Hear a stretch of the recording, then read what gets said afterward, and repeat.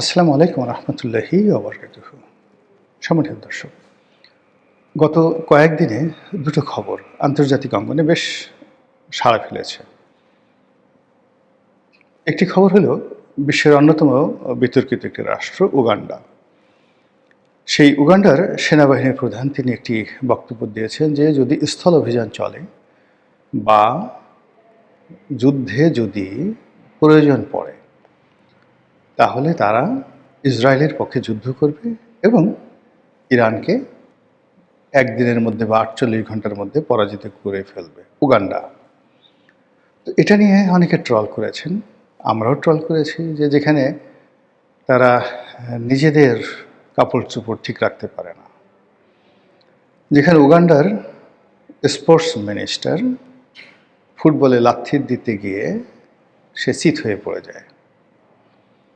এবং উগান্ডা বলতে আমরা এখন একটি রাষ্ট্রকে বুঝাই যে রাষ্ট্র ব্যর্থ, হাস্যকর, অসভ্য ইত্যাদি ইত্যাদি। ফলে সে রাষ্ট্রের সেনাপ্রধান কি বললেন বা বললেন না এগুলো নিয়ে পৃথিবীবাসী কোনো যাকে বলা হয় ট্রল করা ছাড়া কিছুই করার ছিল না। কিন্তু কন্টেম্পোরারি প্রায় একই সময় আরেকটি খবর এসছে, সেটি হলো চেচেন যোদ্ধারা, চেচেনিয়ার যোদ্ধারা, মানে যোদ্ধা মানে কি পুরো মিলিটারি, তারা বলেছে যে যদি আমেরিকা স্থল যুদ্ধ চালায় ইরানের বিরুদ্ধে, সেখানে সৈন্য পাঠায়, ইসরায়েল যদি সেখানে সৈন্য পাঠায়, তাহলে চেচেন যোদ্ধারা সেখানে যুদ্ধ করতে যাবে।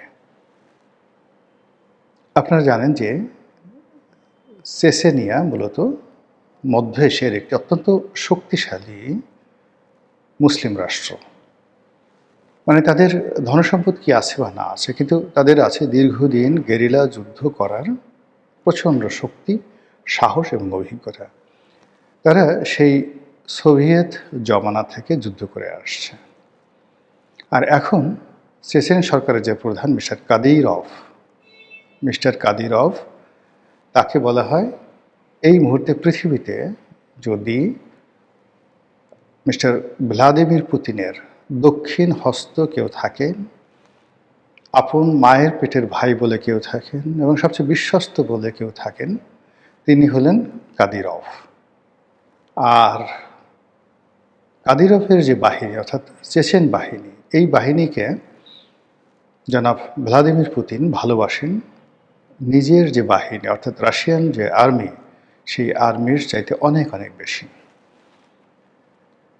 রাশিয়ান আর্মিতে অনেক লোক তার সাথে বিট্রে করেছে, অনেকে সিআইএর এজেন্ট, অনেকে মোসাদের এজেন্ট। কিন্তু চেচেনিয়া এমন একটা জায়গা এবং চেচেন বাহিনী এমন একটা দুর্ধর্ষ বাহিনী, যে বাহিনীর বিরুদ্ধে কোনো বিদেশি এজেন্ট ঢুকবে, এটা গত ২০ বছরের ইতিহাস পর্যালোচনা করলে কল্পনাই করা যায় না। এমনকি ইসরায়েলি মোসাদের মধ্যে ইরানের এজেন্ট থাকতে পারে। কিন্তু চেচেনিয়ার বাহিনীর মধ্যে রাশিয়া বিরোধী বা চেচেনিয়া বিরোধী বা কাদিরভ বিরোধী কোনো শক্তি থাকবে, এটা কল্পনা করা যায় না। এই যে ইউক্রেন এবং রাশিয়া যে যুদ্ধ চলছে, সেই যুদ্ধে মধ্য এশিয়ার যে শক্তিটি আনকন্ডিশনালি রাশিয়ার সঙ্গে আছে, সেটি হলো চেচেন যোদ্ধা এবং তাদের প্রধান কাদিরভ। আর একজন ব্যক্তি আছেন, তিনি হলেন উত্তর কোরিয়ার নেতা কিম।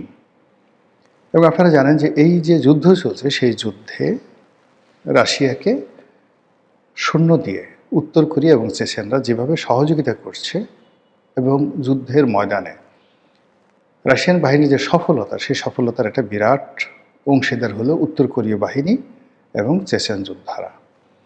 তো কাজেই সেই চেচেন যোদ্ধারা যখন ইরানে গিয়ে ইরানের পক্ষে যুদ্ধ করতে চাচ্ছে, ইট মিনস তাদের সঙ্গে রাশিয়া আছে, তাদের সঙ্গে চীন আছে, তাদের সঙ্গে রাশিয়া এবং চীনের সর্বাধুনিক প্রযুক্তি আছে, সর্বাধুনিক অস্ত্র আছে, রসদ আছে, গোলা বারুদ আছে, ট্যাঙ্ক আছে, এমনকি আর্টিলারি মানে স্থল বাহিনীর সঙ্গে সঙ্গে শক্তিশালী বিমান বাহিনীও আছে এবং সেটা মুভ করবে সেখানে। এবং এই খবর যখন আন্তর্জাতিক গণমাধ্যমে প্রকাশিত হয়েছে, তখন কিন্তু আমেরিকা নড়ে চড়ে বসেছে। এ কারণে নড়ে চড়ে বসেছে যে গত সেই ১ মাসে যে যুদ্ধের তাদের যে ফলাফল, সেই ফলাফলে এয়ার অ্যাট্যাক মানে আকাশ থেকে আক্রমণ চালিয়ে একটা দেশকে যতটা ক্ষতি করা সম্ভব এটা আসলে করা হয়ে গেছে, ইরানকে করা হয়েছে। কিন্তু এই যুদ্ধে ইরানের কত হাজার মানুষ মারা গেছে, কত লাখ বিল্ডিং ধ্বংস হয়েছে, কটা ক্যান্টনমেন্ট মিশে গেছে, সেনাবাহিনীর অবস্থা কি, কিংবা নৌবাহিনীর অবস্থা কি, বিমান বাহিনীর টোটাল যে তাদের অবস্থা কতটা শেষ হয়ে গেছে, এগুলো বড় বিষয় নয়। বড় বিষয় হলো সেই ধ্বংসস্তূপের মধ্য থেকে যেভাবে একের পর এক আক্রমণ ইরান চালিয়ে যাচ্ছে, এটি পশ্চিমা দুনিয়ায় রীতিমতো বিস্ময় সৃষ্টি করেছে যে তাহলে ইসরায়েল এবং আমেরিকা যে আক্রমণ পরিচালনা করেছে সেই আক্রমণ সম্পর্কে পশ্চিমা মিডিয়া যা বলছে তা কি সত্য নয়? যদি সত্য না হয় বা যদি সত্য হয়, তাহলে হরমুজ প্রণালী কারা নিজেদের দখলে রেখেছে?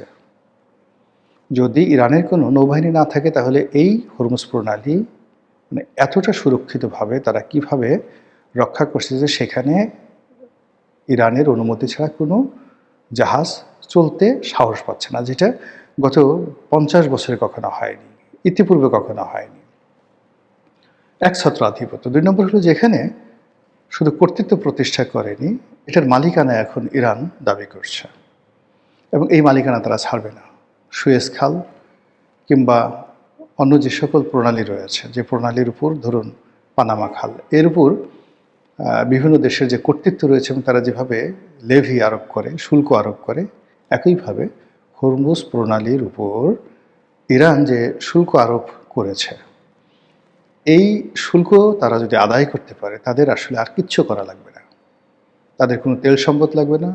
সারা দুনিয়া যদি তাদেরকে সেই নিষেধাজ্ঞা দেয়, শুধুমাত্র এই হরমুজ প্রণালী ব্যবহার করে এখান থেকে যে তারা যে শুল্ক এবং কর পাবে তার উপর ভিত্তি করে একটা রাষ্ট্র খুব অচিরে তারা দুবাই, সিঙ্গাপুর, কুয়েত, রিয়াদ এর ধরনের যে দেশ এবং এই ধরনের যে মেগা সিটিগুলো রয়েছে সেই পর্যায়ে তারা ইস্পাহান, তেহরান থেকে শুরু করে অন্যান্য যে বড় বড় শহরগুলো রয়েছে সেই শহরগুলো তারা গড়ে তুলতে পারবে হাইয়েস্ট 5 থেকে 7 বছরের মধ্যে এই ধ্বংসস্তূপের উপরে। এটা কি আমেরিকা বোঝে না? সেটা আমেরিকা বোঝে। বোঝার কারণে তারা সিদ্ধান্ত নিল যে এই যুদ্ধ যদি সমাপ্ত করতে হয় তাহলে তাদেরকে ইরানে স্থল অভিযান চালাতে হবে। কিন্তু স্থল অভিযান তারা কিভাবে চালাবে?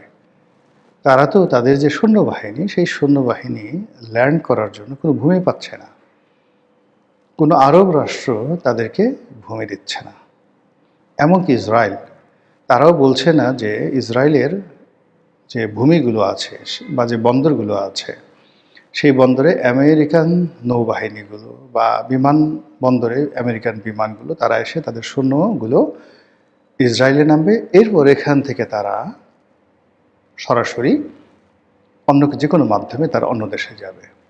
তো কাজেই এটা ইসরায়েল রাজি হচ্ছে না। অন্যদিকে তাদের যে সকল প্রায় 20টির মতো ঘাঁটি ছিল, প্রত্যেকটা ঘাঁটি ভেঙে চুরে তছনছ করে দিয়েছে যে ওখানে একটা এখন মানুষ তো দূরের কথা কোনো পশু পাখিও সেখান থেকে ওঠে না।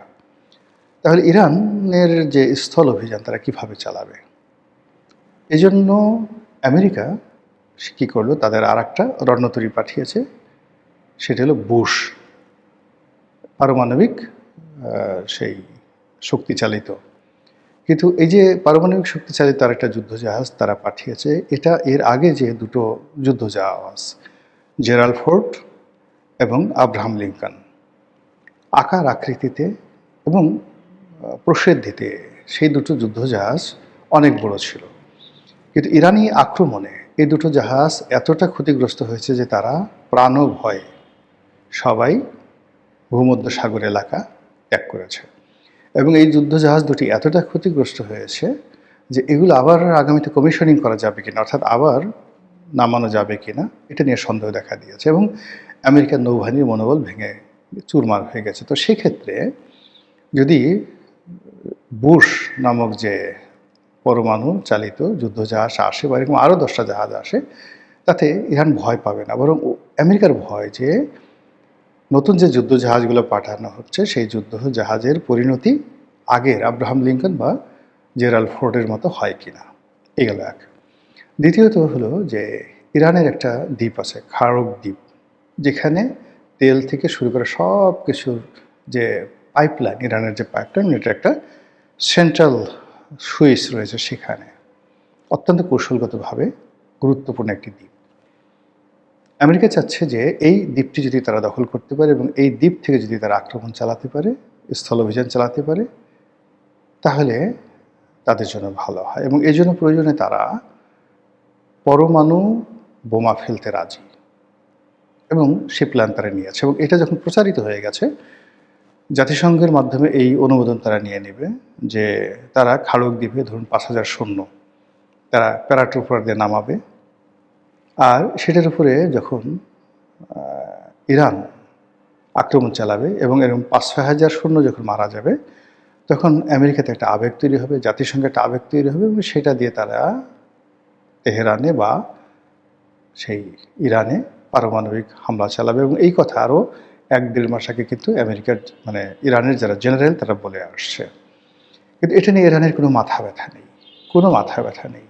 তারা বরং চ্যালেঞ্জ জানিয়েছে যে তোমরা পারমাণু বোমা হামলা করো, তোমরা পারলে খাড়ক দ্বীপ অধিকার করো, পারলে স্থল অভিযান চালাও, আমরা বসে আছি, উই আর ইনভাইটিং ইউ। আর এ সকল কথা যখন আমেরিকার বিরুদ্ধে বলছে ইরান, তখন আমেরিকা তার নিজ ভূমিতে অনেক ঠাট্টা করছে, মস্কারা করছে, নানা রকম কথাবার্তা বলছে, কিন্তু কোনো বন্ধু পাচ্ছে না, বান্ধব পাচ্ছে না, সাহায্য পাচ্ছে না, সহযোগিতা পাচ্ছে না।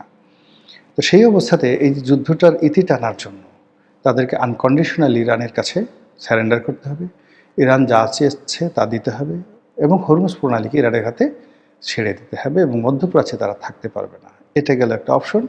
আর একটা হলো যুদ্ধটাকে একদম প্রান্তসীমায় স্থল অভিযানের মাধ্যমে জয় পরাজয় তাদেরকে নির্ধারণ করা। তো এই কাজটি করার জন্য তারা দ্বিতীয়টা বেছে নিয়েছে, যে তারা স্থল অভিযান করবে। কিন্তু এটার প্রেক্ষিতে যখন সেই চেচেন যোদ্ধাদের হুমকি আসলো, এবং একই সঙ্গে আমরা বিভিন্ন ফটো কাটে দেখেছি যে উত্তর কোরিয়াও প্রতিক্রিয়া দেখিয়েছে যে এরকম যদি হয় তাহলে তারা সরাসরি আমেরিকাতে ক্ষেপণাস্ত্র হামলা চালাবে, দূরপাল্লার ক্ষেপণাস্ত্র চালাবে। ফলে কী হলো, মিস্টার ডোনাল্ড ট্রাম্প বুঝতে পারেন তার ঘুম হারাম হয়ে গেছে। এবং এখন আপাতত যা শোনা যাচ্ছে, আমেরিকা স্থল অভিযান করবে না। তারা আগামী 2 সপ্তাহের মধ্যে এই যুদ্ধ গুটিয়ে আনার জন্য সকল প্রস্তুতি সম্পন্ন করেছে, এবং তারা প্রকাশ্যে বলেছে যে আমরা ন্যাটো একটা কাগজে বাঘ, ন্যাটোর সঙ্গে থাকবো না। ইউরোপ বেইমান, আমাদের কথা শুনেনি। তারা কিভাবে মধ্যপ্রাচ্য থেকে তেল আনবে এটা আমাদের ব্যাপার না। তারা হরমুজ প্রণালী থেকে কিভাবে তেল পাবে এটা তাদের ব্যাপার। আমরা এগুলোর মধ্যে আর বাড়াবাড়ি নেই। এবং যারা আমেরিকার বন্ধু তাদেরকে বলছে আমাদের দেশে পর্যাপ্ত তেল আছে, আমাদের মধ্যপ্রাচ্যের তেল দরকার নেই, তোমাদের যাদের তেল দরকার তোমরা আমাদের কাছ থেকে তেল গ্যাস কিনো। বুঝতে পারছেন যে যুদ্ধ কোথায় চলে গেছে। মহান আল্লাহ আমাদের সবাইকে হেদায়েত দান করুন এবং হেফাজত করুন। আসসালামু আলাইকুম ওয়া রাহমাতুল্লাহি ওয়া বারাকাতুহু।